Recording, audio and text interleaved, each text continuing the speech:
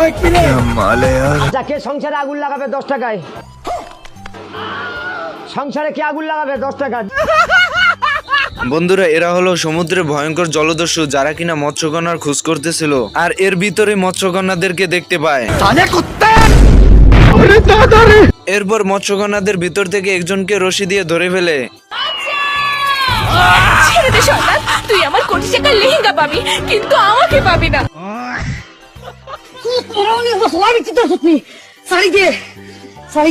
মৎস্যকন্যাকে ধরে নেওয়ার কারণে পুরো সমুদ্রতে বিপদ সংকেত বাজিয়ে দেয়, যাতে মাছ, অক্টোপাস এবং অন্যান্য প্রাণীরা মিলে মৎস্যকন্যাকে উদ্ধার করতে পারে।